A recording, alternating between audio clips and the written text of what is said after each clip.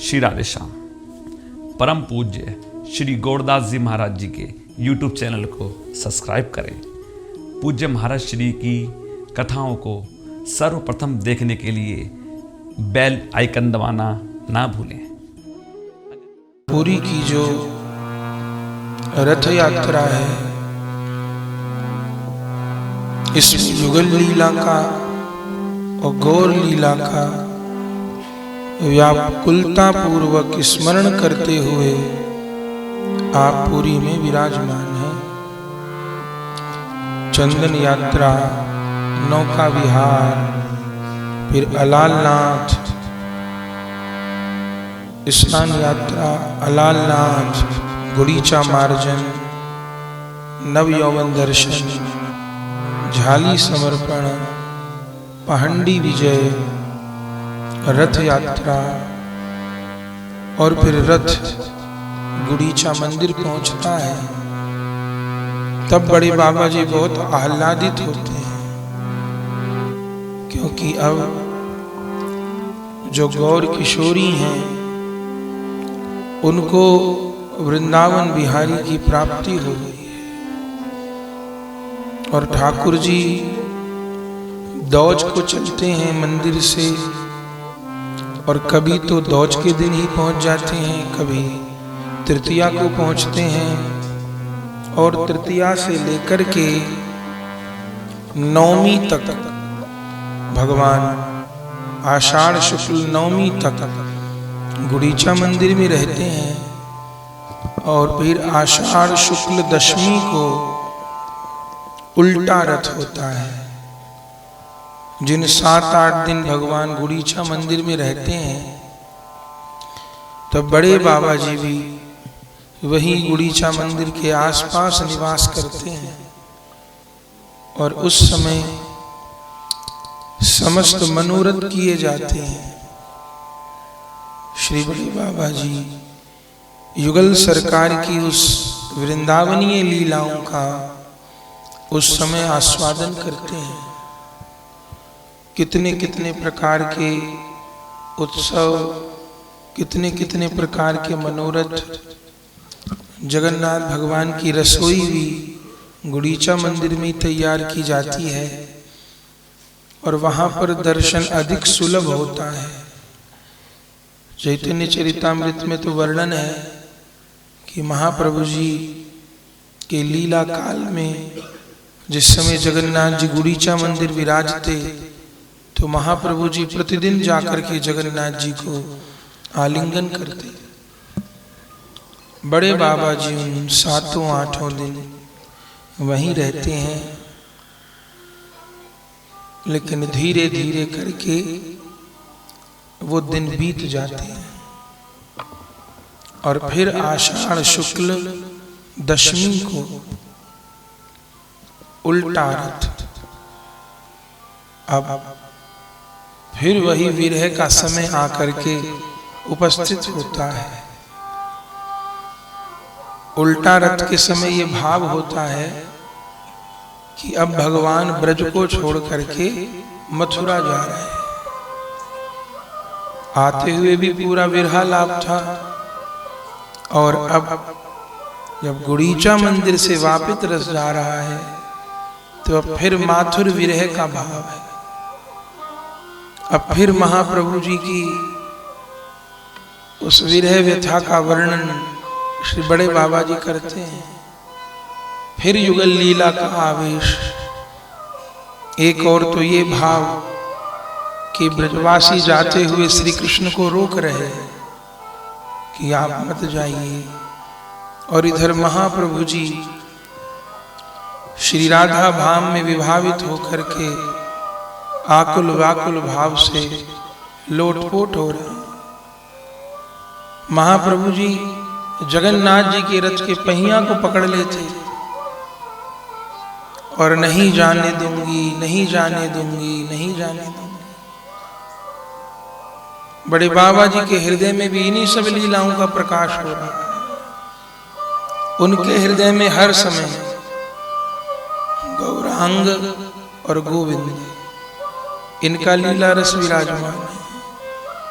महाप्रभु का स्मरण करते ही फिर वही लीला। जगन्नाथ जी के रथ के पहियों से लिपट लिपट कर रो रहे हैं, नहीं जाने देंगे, नहीं जाने देंगे, नहीं जाने देंगे। रथ के आगे आप लेट जाते हैं, लोटपोट होने लगते हैं। नवद्वीप दास जी, रास मोहन जी, शीतल दास जी, कृष्ण गोविंद जी आपको संभालते हैं, पहियों से लिपट कर रो रहे हैं। नवद्वीप दास जी के गले से लग करके रोते हैं, एक क्षण रोक लो, एक क्षण रोक लो। अरे फिर विधाता वाम हो गया, अभी तो राधा ने इस निधि को पाया था। हे नीलमणि, मुझसे कौन अपराध हो गया जो फिर आप मुझको त्याग कर जा रहे हैं। हे श्याम सुंदर, दया करो, मत जाओ, मत जाओ, मत जाओ। लेकिन फिर हंडी विजय होती है, सब प्रकार की लीला होती है। फिर ठाकुर जी रथ में बैठते हैं और फिर रथ चलता है। रथ का पहिया पकड़ करके आप घिसटते रहते हैं रथ के साथ साथ, लेकिन रथ चलता है। और जब देखते हैं कि रथ जा रहा है, तभी उसी समय अचेत होकर के आप गिर जाते हैं। घंटों घंटों मूर्छित पड़े रहते हैं बड़दांड के ऊपर। तब किस प्रकार नवद्वीप दास जी संभालते हैं। इतनी मूर्छा आ जाती है जिसको रूप गोस्वामी जी प्रलयोत्थ उद्दीपन विकार कहते हैं। अष्ट सात्विक विकार हैं, फिर इनके आगे बहुत बहुत प्रकार हैं। उनमें जो अंतिम स्थिति है वो प्रलय की है। माने देह में श्री कृष्ण के विरह में मृत्यु के लक्षण उत्पन्न हो जाना। नमस पकड़ने पर बहुत देर में पता चलता है कि नमस भी चल रही है कि नहीं चल रही है। नाक के पास हाथ रखने पर बहुत देर में पता चलता है कि श्वास चल रही है कि नहीं चल रही। अचेत होकर गिर पड़े। तभी कोई नरसिंह मंदिर से महात्मा निकल करके आए, देखे कि ये लोग इतना क्यों रो रहे हैं। और बीच में कोई दीर्घकाय वैष्णव भूमि पर पड़े।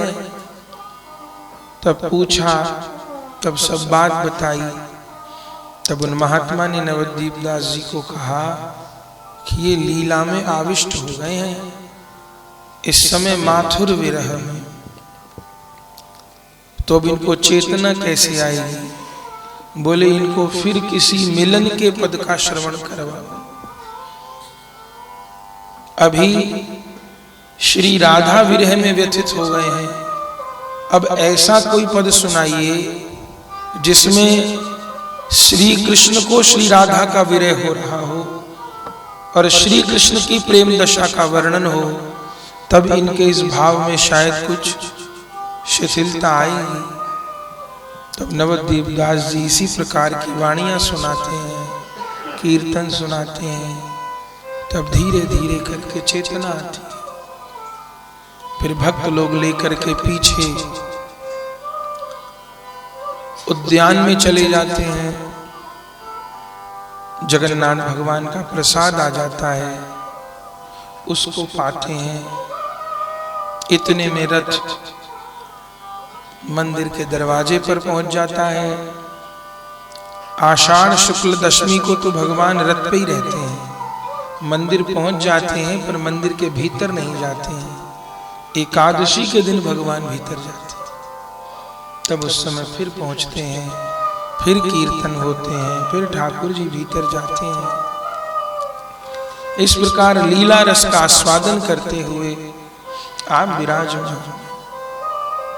और ये सब लीलाएं अपने को यही बता रही हैं कि स्मरण साधनेर प्राण। जब परीक्षित जी ने सुखदेव जी से पूछा था भागवत जी में कि तस्मात् भारत सर्वात्मा भगवान ईश्वरो हरि, हे गुरुदेव भगवान, सर्वात्मना म्रियमाणस्य कृत्यम, जिसकी 7 दिन में शीघ्र मृत्यु हो जाने वाली हो, उसको अपने कल्याण के लिए क्या करना चाहिए। तब सुखदेव जी ने यही बात परीक्षित जी को कही थी कि तस्मात् भारत सर्वात्मा भगवान ईश्वरो हरि श्रोतव्यः कीर्तितव्यश्च और स्मर्तव्यश्च इच्छा। जिसे अपना शीघ्र कल्याण करना है उसको 3 काम करने चाहिए। श्री कृष्ण को ही श्रवण करे, श्री कृष्ण को ही गाए और श्री कृष्ण का ही स्मरण करे। माने श्रवण और कीर्तन भक्ति करनी है पर स्मरण के साथ। ये स्मरण ही सिखा रहे हैं इन कीर्तनों के द्वारा, तभी हृदय में इतनी हलचल होती है। पुरी में विराजमान है। अब धीरे धीरे करके आपको लगभग 2 वर्ष हो गए। बड़े बाबा जी ने आने के पश्चात 2 स्नान यात्रा, 2 रथ यात्रा, 2 उत्सव किए हैं सारे। इस बीच कोणार्क भी गए हैं, जबकि कोणार्क तीर्थ तो नहीं है, श्री क्षेत्र में नहीं आते, लेकिन इस भाव से कि एक बार महाप्रभु जी जब विरह में विराजमान तो वे समुद्र में कूद गए थे। वो तो यमुना जी के रूप में समुद्र को देखते और कृष्ण विरह में कूद गए, किसी को पता नहीं पड़ा। तब महाप्रभु जी समुद्र के साथ बहते बहते कोणार्क पहुंच गए थे और फिर कोणार्क से उनको समुद्र से निकाला गया। तो इस दृष्टि से कि मेरे महाप्रभु जी के चरण पड़े हैं, तब एक बार बड़े बाबा जी कीर्तन लेकर के कोणार्क भी गए। अर्क क्षेत्र सूर्य मंदिर का दर्शन किया और समुद्र स्नान करके अनेक गांवों को कृतकृत्य करते हुए पुनः पुरी लौट करके आए। और अब पुनः आपके हृदय में विचार उत्पन्न हो रहा है और लीला का स्मरण करते करते वो लीला की स्मृति होती है जिसमें महाप्रभु जी नित्यानंद प्रभु जी को ये कहते हैं कि अब आप पुरी ना आया करिए और अब आप यहाँ से गौड़ देश चले जाइए। हर साल नित्यानंद प्रभु जी, अद्वैत प्रभु जी पधारते पुरी के लिए रथ यात्रा के अवसर पे। पर एक बार तो महाप्रभु ने कह दिया था ना नित्यानंद प्रभु जी को कि आप हर बार थोड़े थोड़े दिनों में आ जाते हैं पुरी, तो प्रचार कार्य रुक जाता है, इसलिए अब आप गौड़ देश चले जाइए और वहीं रह करके आप भगवत भक्ति का प्रचार प्रसार कीजिए। तब इसी भाव से विभावित होकर के कि अब नित्यानंद प्रभु पुरी से गौड़ देश जा रहे हैं और बड़े बाबा कीर्तन के साथ में अब गौड़ देश के लिए चल पड़ते और इस मार्ग में उनको बहुत बहुत अनुभव होते हैं, बहुत बहुत लीला होती है। चल करके साक्षी गोपाल आते हैं, फिर साक्षी गोपाल का दर्शन, फिर चलते चलते भवनेश्वर। भवनेश्वर से पहले एक छोटा सा गांव पड़ता है, उसमें बड़े बाबा जी पधारते हैं भिक्षा की दृष्टि से। तो उस गांव में एक रामचंद्र बिहारा नाम का ग्वाला रहता था, जो कि बहुत निर्धन था। उसके पुत्र का देहांत हो गया था, तो उसके घर में उसकी विधवा, पुत्र वधू और पत्नी रहती थी। निर्धन भी था और उसके साथ में नास्तिक भी था। संयोग से बड़े बाबा जी भिक्षा के लिए, क्योंकि उनकी भिक्षा की भी अलग प्रकार की रीति थी, बहुत दिनों में लोगों को समझ आता था कि भिक्षा के लिए निकले हैं। वे बस कंधे पर झोली और हाथ में झांझ करताल लेकर के भ्रमण करना, किसी घर के आगे रुकना भी नहीं है, किसी से कुछ कहना भी नहीं है, बस नाम करते हुए निकलना है। 30-40 घर पार कर लिए थे। कीर्तन सुन के तो सब विभोर होते थे, पर ये नहीं पता था कि क्या चाह रहे हैं। तब एक बूढ़ी माई आई और उन्होंने उनके बगीचे में अमरूद लगे थे, वो 7-8 अमरूद उन्होंने बड़े बाबा जी की झोली में डाल दिए। तब सबको हुआ कि शायद भिक्षा के लिए आए। इतने में रामचंद्र बहेरा का ही घर आ गया,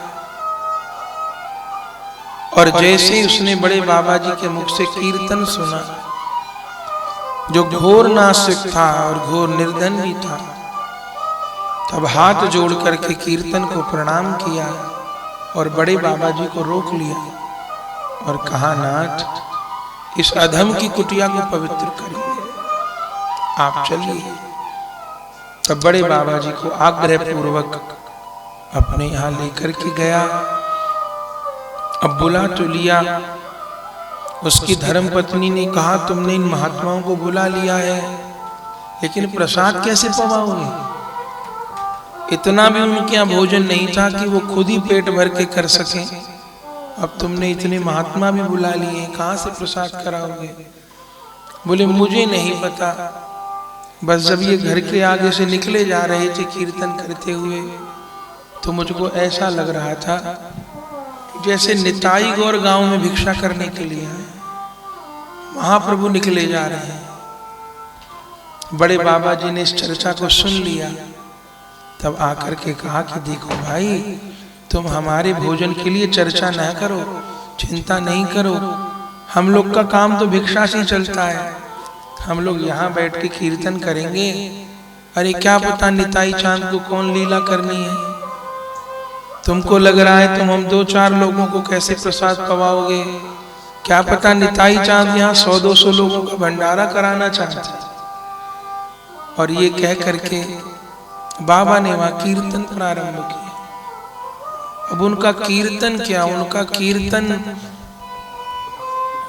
तो पत्थर को भी गला दे, ऐसा कीर्तन। या तो महाप्रभु के कीर्तन और महाप्रभु के प्रताप से पत्थर गले हैं, और उसके बाद फिर और कहीं ऐसी घटना सुनने में आई नहीं। फिर उसके बाद बस बड़े बाबा ही आते हैं जिनके मुख से नाम सुन के पत्थर गले, नहीं तो बात बस या तो महाप्रभु के चरित्र में या बड़े बाबा के चरित्र। सब महापुरुष सम्माननीय है, सबको बार बार प्रणाम है, पर ऐसा नजारा फिर कहीं देखने में आया नहीं। ऐसे ही या तो महाप्रभु का रुदन ऐसा, जिनके लिए चरितामृत में कविराज गोस्वामी जी लिखते हैं कि महाप्रभु जी की आंखों से अश्रु धारा ऐसे नहीं बहती थी, ऐसे बहती थी जैसे कि होली पर पिचकारी भर के चलाई जाती है तो वो धारा गिरती है। अब तर्क से नहीं समझ आ सकता कि वो रुदन कैसा होता होगा। वो ऐसा रुदन कि ऐसे आंसू नहीं, ऐसे आंसू फुहारा लगा हो, जैसे जहां महाप्रभु जी नृत्य करें वहां कीच हो जाए। जब गोल घूम करके नृत्य करते तो वो आंखों का जल सब आसपास बैठे वैष्णवों के ऊपर गिरता, और जिसके ऊपर एक बूंद जल गिर जाता वही कृष्ण प्रेम में अधीर हो जाता। तो या तो वहां ऐसा दर्शन हुआ था प्रेम का, और यदि उसके बाद कहीं दर्शन हुआ तो बड़े बाबा ने या श्री रामदास बाबा जी, श्रीपाद रामदास बाबा जी महाराज को जिन्होंने आंखों से देखा, वो तो कितने अभी भी कितने संत विराजमान हैं। कहते जब आप कीर्तन करते तो आपके 2 शिष्य नंददास जी और बसंत दास जी, नंद काका और बसंत काका, ये दोनों तरफ ऐसे सूती गमछे लेकर के बैठे रहते थे ऐसे, और वो कीर्तन करते थे तो ऐसे उनकी आंखों के नीचे लगा, और वे वस्त्र भीज जाते थे तब उनको निचोड़ना पड़ता था ऐसे, ऐसा शुरुआत होती थी। आवेश के कारण उनका शरीर आसन से ऊपर उठ जाता था। जब कंप होता था तो अंग पहचानने में नहीं आता था, और 7-7, 8-8 घंटे तक लगातार कीर्तन। और ऐसा भी नहीं कि कोई बहुत विरह का कीर्तन होगा तब उनका हृदय पसीजेगा, ऐसा नहीं। प्रत्यक्ष दृष्टा लोग बताते हैं कि बाबा जी महाराज तो केवल करताल उठाते थे कीर्तन करने के लिए। अच्छा, वो करताल भी कौन सी थी? वो वाली करताल थी जो अंतर ध्यान होते हुए बड़े बाबा ने उनको दी थी। बड़े बाबा जी जब अंतर ध्यान होने लगे तब उनके पास 2-3 ही वैष्णव थे, जिनमें एक शीतल दास जी थे, एक बाबा जी महाराज। तब जहां समाजवाड़ी में वो इस समय समाधि बाबा के रूप में विराजमान हैं, वहीं वे अपनी आराम कुर्सी पर ही झूल रहे थे। और तभी आकर के प्रणाम किया। तब सबको उन्होंने स्पष्ट निर्देश दे दिया, किसी को ठाकुर सेवा का अधिकार, किसी को संत सेवा का। और बाबा जी महाराज को अपनी वो करताल दी। अब वो करताल कोई कांसे के मजीरे नहीं, करताल दी माने उनकी जो नाम कीर्तन के भीतर प्रीति थी वो प्रीति दे दी। करताल दे दी माने उनके भीतर जो नाम के प्रति अनुराग था, जो पीड़ा थी, वो पीड़ा उनको दे दी।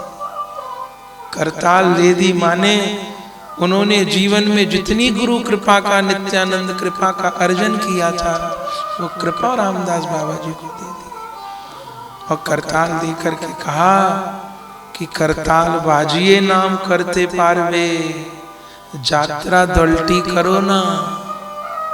बस जीवन भर करताल बजाकर नाम करना, इसी से तुमको सब कुछ मिल जाए। बाबा जी महाराज उस समय चरण पकड़ के रुदन करने लगे थे कि मेरे से तो कोई साधन नहीं हुआ, कुछ भजन नहीं हुआ, और आप मेरा त्याग कर रहे हैं, आप जा रहे हैं हम लोग को छोड़ करके। क्योंकि उस समय कोई उनकी आयु भी नहीं थी। अच्छा, गुरुदेव का संग भी करते उनको केवल 1898 में बाबा जी महाराज शरण में आए हैं, और 1906 में बड़े बाबा जी अंतर ध्यान भी हो गए। अब सोचिए कितने साल, कोई बहुत लंबा समय था। बड़े बाबा जी की कुल लीला ही 12 वर्ष की है। 40 वर्ष तक तो गृहस्थ में ही रहे हैं, और 40 वर्ष से फिर नाम प्रचार की ओर चले गए, और 52 वर्ष में तो अंतर ध्यान भी हो गए। लेकिन उन केवल 12 वर्ष में उन्होंने सिद्धों की फौज खड़ी कर दी। वो करता, प्रत्यक्ष दृष्टा लोग कहते हैं कि बाबा जी महाराज कीर्तन करते तो कोई विरह का कीर्तन होगा तब उनको रुदन होगा, ऐसा नहीं। करताल छूते ही मानो उनके भीतर वो प्रेम का करंट लग जाता। वो करताल उठाई उन्होंने, और वो श्री गुरु प्रेमानंदे बोलना ही गजब हो जाता था। वह उसी समय से उनको शुरू हो जाता था, और 2 घंटा या 4 घंटा या 6 घंटा वे किसी और राज्य में रहते हुए कीर्तन करते थे। ऐसा उनका। तो श्री बड़े बाबा जी महाराज उन रामचंद्र बहेरा के घर पर कीर्तन करने लगे। वो कीर्तन कैसा था? अरे जिस कीर्तन ने पत्थर को पिघला दिया, वो कितना नास्तिक हो या कितना वो, उसकी कैसी स्थिति हो गई होगी। कीर्तन होने लगा और बाबा कीर्तन करते करते नाम की महिमा गा रहे थे कि कैसे नित्यानंद प्रभु जी अधम पतितों को अपना रहे हैं। प्रेम दाता निताई बले गौर हरि हरि बोल, प्रेम दाता निताई बले गौर हरि हरि बोल। हेम दंड बाहु तुले गौर हरि हरि बोल, सुर धुनि कुले कुले गौर हरि हरि बोल। आ चंडाले कोले फिरे गौर हरि हरि बोल, प्रेम दाता निताई भले गौर हरि हरि।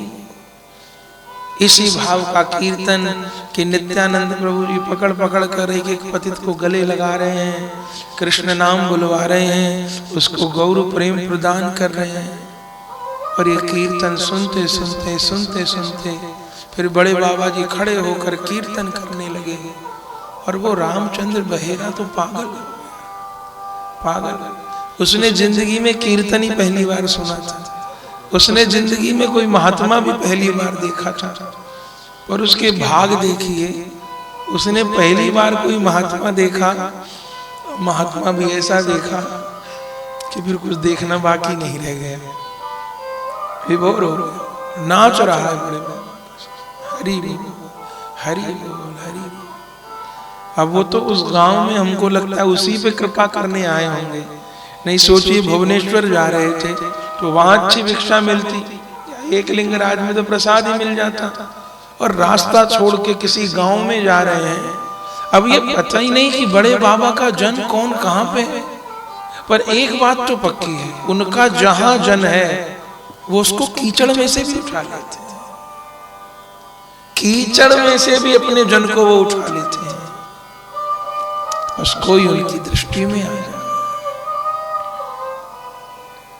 और खूब कीर्तन हो रहा है, वो भी पागल की तरह नाच रहा है, और फिर कीर्तन करते करते करते करते उसने कुछ कहा नहीं, बड़े बाबा ने हाथ पकड़ा है उसका, और वहीं कीर्तन के बीच में उसके कान में मंत्र सुना।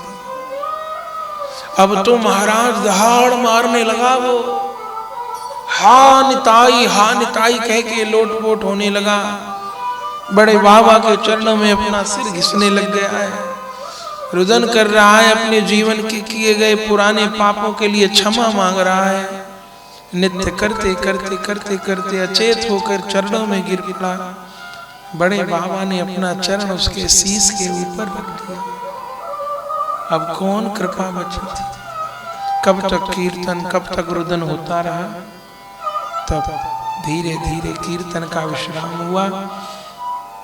कीर्तन की आवाज सुनकर के गांव के आसपास के भी कितने लोग एकत्र हो गए, और जो भी आता था, किसी को कहा नहीं गया, जो भी आता था अपने साथ, कोई दाल, कोई चावल, कोई सब्जी, कोई कुछ 20-25 लोग के लायक भोजन तैयार हो जाए, इतना सामान आ गया। और जब कीर्तन विश्राम हुआ तब बड़े बाबा ने देखा इतना सामान एकत्र हो गया। तब उस रामचंद्र बहेरा को कहा कि देखो, तुम सोच रहे थे मैं महात्माओं को भोजन कैसे कराऊंगा, इतना गरीब हूँ, और नित्यानंद ने तो 25 के लायक सामान भेज दिया। तब नवद्वीप दास जी को इशारा किया। अपने नवद्वीप दादू बड़े कुशल हैं सेवक, और वो ऐसे परिकर हैं, ऐसे सब वैष्णवों को ऐसे ही होना चाहिए। वो ऐसे परिकर हैं कि यदि खोल बजाने वाला नहीं है तो वो खोल बजाएंगे, अगर कीर्तन करने वाला वैष्णव नहीं है तो वो कीर्तन करेंगे, अगर ठाकुर सेवा में आवश्यकता है तो वो ठाकुर सेवा करेंगे, नित्य करना है तो नित्य करेंगे, भिक्षा करके लाना है तो भिक्षा करेंगे, और रसोई बनाने में तो परम निपुण है। अपने प्रकट काल में उन्होंने ही बड़े बाबा का रसोई करके पवाई है। वह इशारा कर दिया और नवद्वीप दास जी लग गए रसोई करने, बड़े कुशल। और खिचड़ी बनाना तो इतनी बढ़िया जानते हैं कि क्या कहना उनकी खिचड़ी का। और खिचड़ी भी कैसी, जैसी आपके हमारे घर में बनती है ऐसी नहीं, जितनी भी सब्जियां आई हैं और दाल चावल सब्जी जो कुछ है वो सबरी अमनिया करके एक साथ जल में डाल के सबको एक साथ सिद्ध कर दो। और वो खिचड़ी बनती तो ऐसी की जैसी अमृत। फटाफट फटाफट रसोई तैयार, ठाकुर को भोग लग गया। और जिस गरीब के घर में एक अरे खुद खाने को नहीं था वो दूसरे को तो खिलाता क्या। ये सोच रहा था कि बड़े बाबा को भिक्षा कैसे करवाऊंगा। प्रसाद तैयार हो गया। और चरित्र सुधा में भी वर्णन है, लीलामृत में तो बहुत सुंदर वर्णन है। बोले 25 लोग के लायक सामग्री थी और लगभग 150 लोगों ने प्रसाद पाया। 150 लोग ने प्रसाद। बड़े बाबा जी ने नवद्वीप दास जी को कहा कि खुले हाथ से परसो। अब वो रामचंद्र बहेरा देख रहा, वो तो कृतकृत्य हो गया, उसको नाम का भी धन मिल गया। और आज इतने लोग बैठ के प्रसाद पा रहे हैं, जय जयकार हो गई। सबने प्रसाद पाया। बड़े बाबा ने कुछ देर विश्राम किया और फिर वहां से आगे भुवनेश्वर के लिए चलने लगे। रामचंद्र बहेरा चरणों में पड़ गया, मार्गदर्शन पूछने लगा, सरकार मुझे बताइए मुझे कैसे रहना। तब बड़े बाबा ने कहा, भैया तुम पर निताई चांद की कृपा हुई है। देखो कमी कृपा की नहीं है, कमी कृपा को संभालने की है। कृपा करने वाले की तरफ से बिल्कुल कृपा में कमी नहीं है। और ऐसा कभी किसी को कहना भी नहीं चाहिए कि हम पर कृपा नहीं है। कृपा में कहीं कमी नहीं है। अगर कमी है तो हमारी पात्रता में है, हमसे कृपा नहीं संभल रही है, बाकी कृपा में कमी नहीं है। बड़े बाबा कहते हैं, भैया तुम पे निताई की कृपा हुई है, बस जतन करके इस कृपा को संभालना, मुझसे तो संभाल नहीं होगी। जब बड़े बाबा जिसको नियम बताते हैं, भैया कृपा की सबसे पहली संभाल है कि अपने जीवन को निंदा शून्य बनाना। अपने जीवन को निंदा शून्य बनाना, ये एक बहुत बड़ी पात्रता है कि हमारा जीवन निंदा शून्य हो जाए। हम ऐसा प्रण कर लें कि हम न तो निंदा करेंगे और न तो निंदा सुनेंगे। निंदा शून्य जीवन हो जाए, दोष दर्शन शून्य जीवन हो जाए। उसने कहा यह संभव कैसे होगा। बड़े बाबा ने कहा कि तुमको सबको अपने से श्रेष्ठ मानना है, कुत्ते तक को प्रणाम करके चलना है, किसी का विरोध नहीं करना है, सबका सम्मान करना है, निंदा शून्य होकर के जीवन का निर्वाह करना है। और धीरे धीरे धीरे बस नाम की शरणागति लेते हुए, नाम की कृपा प्राप्त करते हुए, तो बस निंदा शून्य जीवन अपना बनाना है। ये तुम पे जो निताई की कृपा हुई है, इस कृपा को संभालना। कमी कृपा की नहीं है, कमी संभालने की है। तो कृपा को संभाल पाए। और ये सभी के साथ बात है, सभी के साथ कृपा हम सबको भी खूब प्राप्त होती है, संतों के स्थान से, नाम भगवान से और सत्संग में।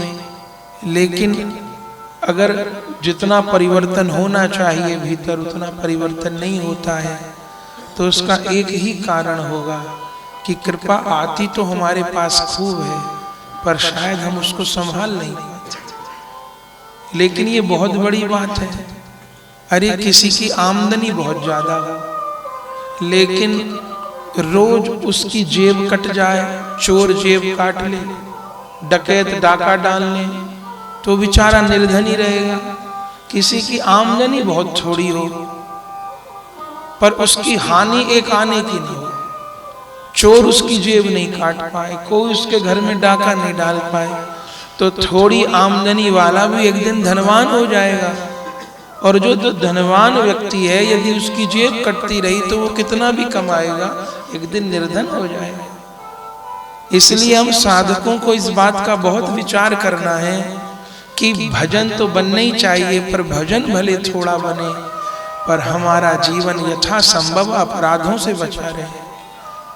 इसलिए महाप्रभु जी की आज्ञा है कि समय समय पर अपराधों का पाठ करते रहें। जो 10 नामा अपराध हैं, जो 6 वैष्णव अपराध हैं, जो 32 सेवा अपराध हैं, इनका पाठ करते रहे। कोई कहेगा अपराधों का पाठ करने से क्या होगा? उससे हमारे भीतर चेतना बनी रहती है, सावधानी बनी रहती है, बार बार उन बातों को याद रखने से कि मेरे से ये तो नहीं हो रहा, मेरे से ये तो नहीं हो रहा, और धीरे धीरे वो बातें स्वभाव में आ जाती हैं और फिर भजन का संरक्षण होने लग जाता है और फिर जीवन में दिव्यता का अनुभव होता है। ऐसे जो उसको सत्संग दिया है, उस ग्वाले को बहुत सुंदर सत्संग दिया है बड़े बाबा, और उसमें उन्होंने जोर इसी चीज पर दिया है क्योंकि वो पात्र देख करके सत्संग देते थे। जहां उनको लगता था कि अपराध करने की जायज गुंजाइश है, ज्यादा इसमें संभावना है, तो ऐसे साधक को वो संरक्षण की बात ज्यादा समझाते थे। जिसको देखते थे कि इसका ज्यादा अपराध में प्रवृत्ति नहीं है, तो इसको स्मरण प्रबल कैसे करना है वो बात ज्यादा बताते थे। अच्छा, पात्रता तो गुरु ही जान सकते हैं ना, हम कैसे जान सकते हैं? हमारा काम तो इतना ही है कि किसी योग्य वैद्य के हाथ में अपनी नमस दे दे, पर उसको सलाह देना हमारा काम नहीं है, नमस पकड़ा देना काम है। जो योग्य वैद्य होगा वो हमारी नमस की गति देख के बता देगा कि वात बढ़ा हुआ है, कि पित्त बढ़ा हुआ है, कि कफ बढ़ा हुआ है, फिर उसके अनुरूप वो हमको दवा देगा। रोगी को ज्यादा कुछ नहीं करना है, बस वैद्य की दी हुई दवा को खा ले और जो उसने 2-4 परहेज बताए हैं उनको कर ले बस।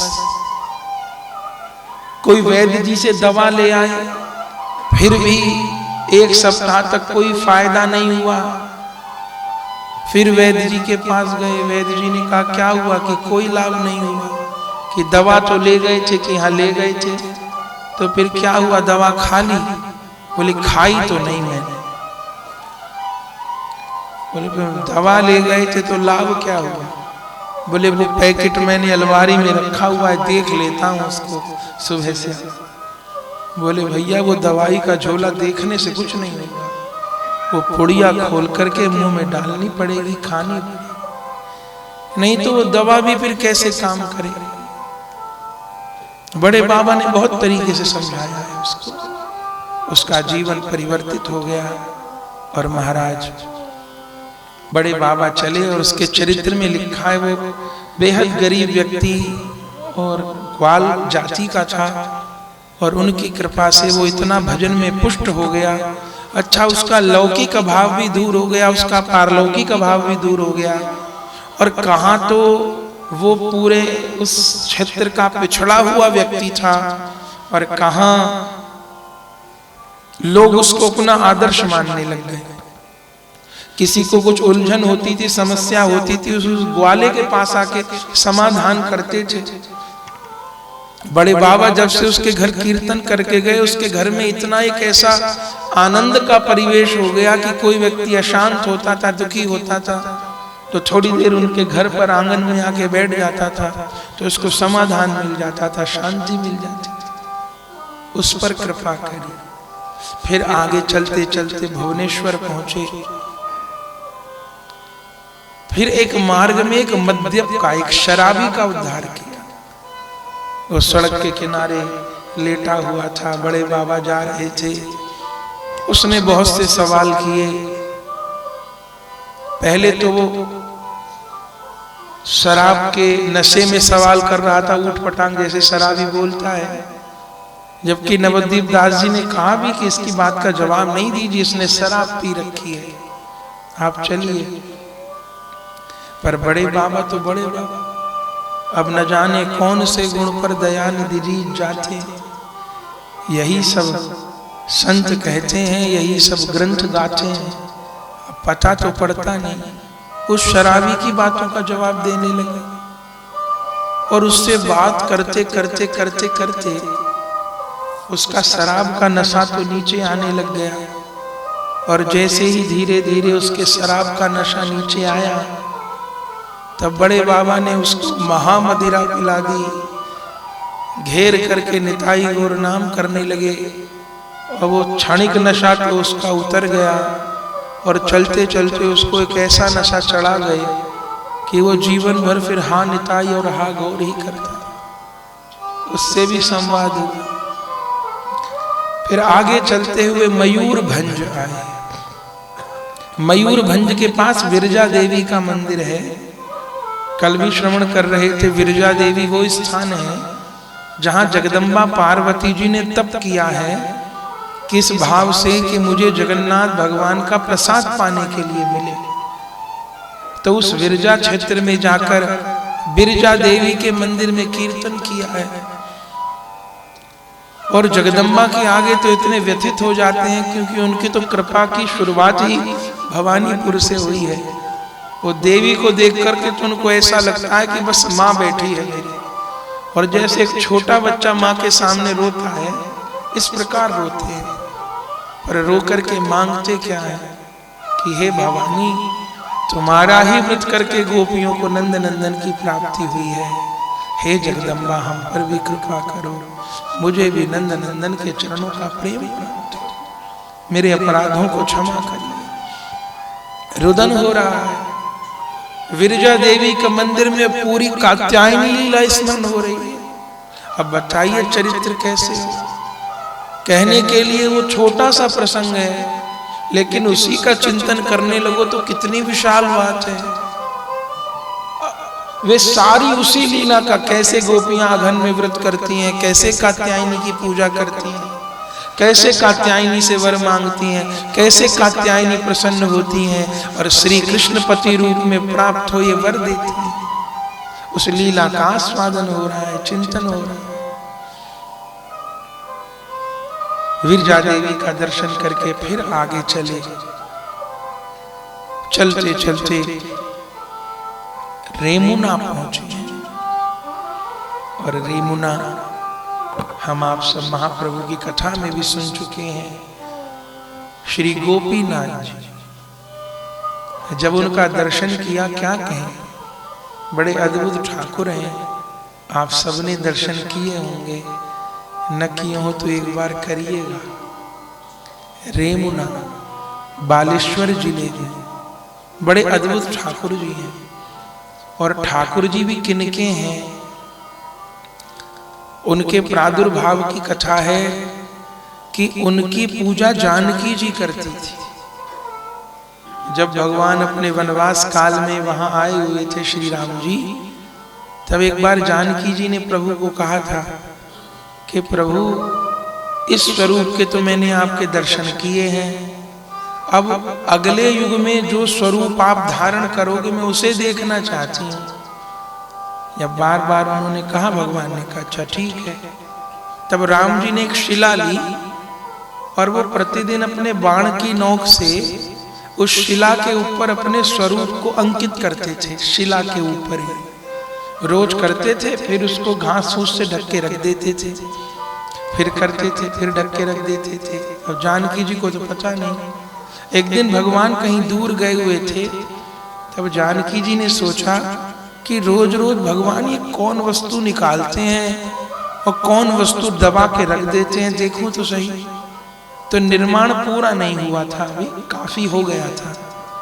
तो वो घास फूस हटा के देखा, जानकी जी ने देखा, अरे वहां तो बड़े सुंदर श्री विग्रह हैं, वही गोपीनाथ जी। और इतने उनको सुंदर लगे, अभी कुछ काम बचा था पर इतने पर भी बहुत सुंदर थे। तब जानकी जी को लगा, अरे इतने सुंदर विग्रह घास फूस में रखे हुए हैं, इनकी तो पूजा अर्चना होनी चाहिए, श्रृंगार करूंगी मैं तो। तब जानकी जी सुंदर सुंदर माला ले आई, तुलसी ले आई, चंदन ले आई और उन गोपीनाथ जी का जो बंसी बजाते हुए ठाकुर हैं उनको माला पहरा दी, श्रृंगार कर दिया, चंदन लगा दिया, तुलसी चढ़ा दी। इतनी देर में भगवान और देखा कि जानकी तो पूजा करे। बोले ये क्या किया तुमने?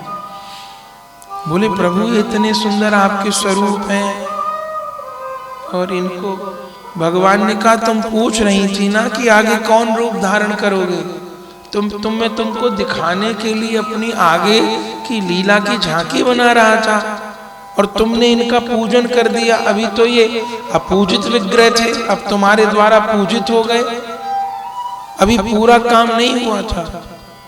जानकी जी ने कहा कि मैंने कोई प्राण प्रतिष्ठा या ऐसा कुछ नहीं किया, मन आया मूर्ति को सजाऊं इसलिए फूल वूल चढ़ा दिए, कर दिया। बोले तुम जानती नहीं हो, तुम्हें कोई प्राण प्रतिष्ठा करने की जरूरत थोड़ी है, तुम तो जिस वस्तु को हाथ लगा दोगी उसी में कुछ आ जाए, तुम तो प्रेमा भक्ति हो। जानकी जी हट करने लगी, नहीं अभी कुछ अगर रह गया है काम तो आप करिए। इनका नाम क्या है? भगवान ने कहा इनका नाम है गोपीनाथ। ये कौन सी झांकी है? ये वो झांकी है जिस झांकी से मैंने गोपियों को दर्शन दिया है, जिस झांकी से मैंने रास का सुख गोपियों को प्रदान किया है, वो वाली झांकी है। अभी और बहुत कुछ होना था। जानकी जी ने कहा नहीं आप करिए। भगवान कहने लगे नहीं तुमने पूजित कर दिया, अब नहीं। अब बहुत कहे तब राम जी ने फिर बाण उठाया और फिर कुछ करने के लिए जैसे ही शिला में लगाया कि और विग्रह को तराशें, तो वर्णन है जैसे ही बाण लगाया कि विग्रह में से रक्त निकलने लगा, रक्त। तब तो कांप गई जानकी जी, अरे इनमें तो प्राण आ गए। तब फिर वहीं रेमुना में ही विराजमान किया। बड़े प्यारे ठाकुर हैं, बड़े बाबा पहुंचे हैं आज। और केवल गोपीनाथ, पहले तो गोपीनाथ थे और फिर बाद में तो क्षीर चोरा गोपीनाथ नाम पड़ गया। माधवेंद्रपुरी पाठ के लिए खीर चुराई थी, कथा आप सब जानते हैं। कैसे माधवेंद्रपुरी गोपाल जी के लिए चंदन लेने जा रहे थे, पूरी रास्ते में रेमुना पड़ा। अभी भी और उस समय भी ठाकुर जी को प्रतिदिन संध्या के बाद 12 कुल्हड़ खीर भोग लगती है, जिसको अमृत केली कहते हैं। अच्छा, दुनिया में ऐसी खीर भी नहीं खाई कभी। विलक्षण विलक्षण अमृत केली, वो इतनी गाढ़ी गैया की, उसको रबड़ी कहेंगी, खीर कहेंगी, क्या कहें, अद्भुत स्वाद। अच्छा, दूसरी बात 4-4, 5-5 दिन नहीं बिगड़ती। आप बताइए, दूध का बना सामान बिना फ्रिज के क्या 4-5-6 दिन रुक जाएगा? 5-5, 6-6 दिन वो नहीं टिकती हैं वो अमृत के लिए। तो ठाकुर जी को भोग लगता था। माधवेंद्रपुरी पाठ पहुंचे थे जब, खूब कीर्तन किया था मंदिर में। फिर उनको पता था ठाकुर जी को यहाँ खीर भोग लगती है, तो अयाचित उनकी वृत्ति थी, मांगना तो किसी से था ही नहीं। पर मन में विचार कर रहे थे प्रसाद मिल जाता तो बढ़िया रहता, पर किसी ने पूछा ही नहीं, दिया ही नहीं। तब आप मंदिर रात को बंद हो गया, बाहर कहीं पेड़ के नीचे जाके माधवेंद्रपुरी बैठ गए और कीर्तन कर रहे थे। लेकिन गोस्वामी जी रामचरितमानस में कहते हैं कि राम सदा सेवक रुचि राखी। राम जी अपने सेवक के प्रति रुचि को रखते हैं, सम्मान करते हैं। भक्त के चित्त में कोई भी कामना आती है तो उसको पूरा किया जाता है। महापुरुषों की शरणागति लेने का कारण क्या है? महापुरुषों की जो शरणागति ली जाती है, उनसे नाम ग्रहण किया जाता है, उसका अर्थ क्या है? अर्थ यह है कि हम उनके खाते में लिखे जाएं, हम उनके खाते में लिखे जाएं। अच्छा, फायदा क्या होगा? हमसे भजन होगा कि नहीं होगा? यदि उनने हमारा ठेका ले लिया, हमारा नाम खाते में लिखा गया, तो उनका तो एक भी संकल्प भगवान अधूरा नहीं रहने देंगे, क्योंकि उनका नियम है कि राम सदा सेवक रुचि राखी। और हम उनके खाते में लिखे गए तो लायक थे तो भी और नालायक थे तो भी अपनाए जाए। इसलिए महापुरुषों की शरणागति। माधवेंद्रपुरी पाद जी बाहर रात को कीर्तन कर रहे थे, सोच रहे थे प्रसाद मिल जाए। ठाकुर जी को शयन करा दिया। आधी रात में ठाकुर जी ने पुजारी को सपना दिया और पुजारी से कहा उठो, उन्होंने कहा कहिए महाराज। बोले एक महावैष्णव आए हैं रेमुना में मेरे दर्शन करने, रात को खूब कीर्तन किया है। बोले हाँ महाराज, महात्मा तो आए थे। बोले तुमने उनको प्रसाद नहीं दिया? बोले महाराज बहुत बड़ी गलती हो गई हमसे, हमको ध्यान नहीं रहा देना ना। अब कल जरूर दे देंगे, कल फिर बनेगी। बोले कल तो वो चले जाएंगे पूरी, अब कैसे करें महाराज? प्रसाद तो हमने सब बांट दिया, बचा नहीं। ठाकुर जी ने कहा तुमने 11 ही कुल्हड़ बांटे हैं, तो 12वां कहाँ है? बोले 12वां तो छुपा के मैंने रख लिया था अपने पास, मुझे पता था तुम भूल करोगे। पुजारी ने कहा सरकार आपकी वो गोकुल की चोरी वाली आदत गई नहीं अभी तक, कहाँ है कुल्हड़? बोले मंदिर खोलो मिल जाएगा। तब रात में ही पुजारी ने स्नान किया और मंदिर खोले तो देखे ठाकुर जी ने अपने पीताम्बर में कुल्हड़ छुपा रखा खीर का। तब देख करके पुजारी के नेत्र सजल हो गए। तब उस प्रसाद को लिया, उस कुल्हड़ को लिया और आधी रात में रेमुना में घूमने लगे। कौन है माधवेंद्रपुरी ऐसे ऐसे गोवर्धन से आए हैं, कौन है माधवेंद्रपुरी गोवर्धन से? और माधवेंद्रपुरी जी तो वहीं कहीं पेड़ के नीचे कीर्तन कर रहे हैं। पुजारी पहुंचे, सारी बात बताई और जब सुना महाराज तो प्रेम में बीबल हो गए, बीबल हो गए, रुदन करने लगे, अश्रुपात होने लग गया। तब प्रसाद दिया, अब रो रो करके प्रसाद पा रहे और वर्णन आया कि प्रसाद तो पाया ही, उस कुल्हड़ को भी नहीं फेंका, उस कुल्हड़ को अपने वस्त्र में बांध लिया। और माधवेंद्रपुरी जी जब तक धरा पर रहे रोज उस कुल्हड़ का एक कोना तोड़ लेते थे और उसको पाते थे कि मेरे लिए ठाकुर जी ने इस कुल्हड़ की चोरी करी है। इन्हीं सब तब से पहले ठाकुर जी का नाम गोपीनाथ, अब भक्त के लिए खीर चुरारी तो फिर खीर चोरा गोपीनाथ। अब ऐसे तो ये चोर जार नाम अच्छे नहीं है संसार में, तो इसको गाली माना जाता है, लेकिन जो नाम किसी भक्त की लीला के कारण पड़ा हो, ऐसे नाम ऐसी गाली भी भगवान को बहुत प्रिय होती है। तो गोपीनाथ जी का नाम क्षीर चोरा गोपीनाथ हो गया। बड़े बाबा जी वहां पहुंच करके अब उस लीला का स्मरण कर रहे हैं, कीर्तन हो रहा है, रुदन हो रहा है। तो रेमुना में विराजमान है। अब आगे किस प्रकार आप प्रस्थान करेंगे गौड़ देश के लिए, और फिर किस प्रकार गोपी वल्लभपुर होते हुए नवद्वीप जाते हैं, फिर नवद्वीप में बड़े बाबा जी को भेंट प्राप्त होता है। चरित्र तो भी कुछ भी नहीं हुआ और हमसे जीवन में कोई भी चीज पूरी नहीं हो पाई, कोई भी काम पूरा नहीं हो पाया। हम ही अधूरे हैं, कुछ भी पूरा नहीं हो पाया। और भगवान का यश ही इतना विस्तृत है, पूरा हो भी नहीं सकता। तो निरंतर वो यश वृद्धि को प्राप्त हो रहा है। और कोई मोटे तौर पर यदि पूछे कि बड़े बाबा जी ने प्रकट होकर के संसार को क्या बताना चाहा, तो उन्होंने संसार में प्रकट होकर के 4 चीज की महिमा बतानी चाहिए।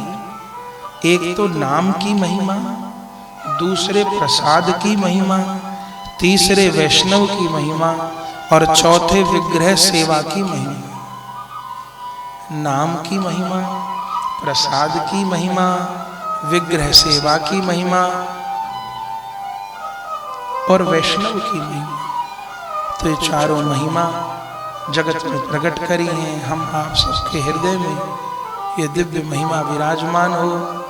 कैसे सखी माँ पर कृपा, कैसे रामदास बाबा जी पर कृपा, कैसे कैसे सब जन पर कृपा हुई है। और फिर सबको कृतकृत्य करते हुए आप सब चरित्र सुधा का पाठ नहीं किया हो तो एक एक बार आप सब चरित्र सुधा पढ़िए। जीवन में बहुत काम आने वाला ग्रंथ है। बहुत सारी बुद्धियों की उलझन दूर हो जाती है, जीव कृतकृत्य होता है। ऐसा भी नहीं, जो बड़े बाबा की परंपरा में आश्रित है उन्हीं के लिए है, वो मानव मात्र के लिए ग्रंथ है। वो मानवता सिखाने वाला, वैष्णवता सिखाने वाला ग्रंथ है। तो हम सब संत भगवान की कृपा को प्राप्त करें। चरित्र तो बहुत विस्तृत है, पूरा तो होगा नहीं। आज किसी कारण से थोड़ी देर पहले कथा को विश्राम कर रहे हैं। पूजनीय बाबूजी के मुख से आशीर्वचन ग्रहण करेंगे। 2 मिनट नाम करके हम लोग विश्राम करते हैं। भज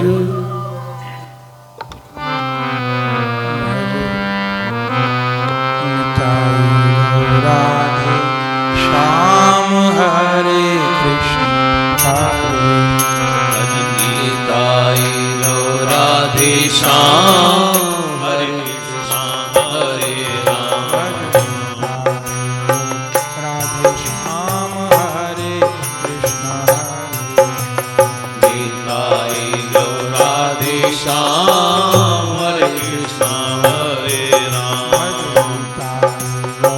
राधे श्याम हरे कृष्ण हरे गीताई गो राधे श्याम हरे कृष्ण हरे राम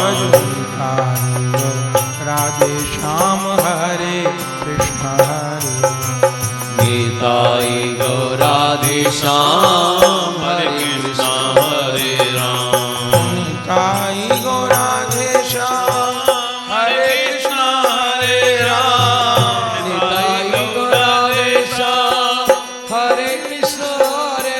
भज निताई गो राधे श्याम हरे कृष्ण हरे राम निताई गो राधे श्याम हरे कृष्ण हरे राम भज निताई गो राधे श्याम हरे कृष्ण हरे राम निताई गो राधे श्याम हरे कृष्ण हरे राम भज निताई गो राधे श्याम हरे कृष्ण हरे राम निताई गो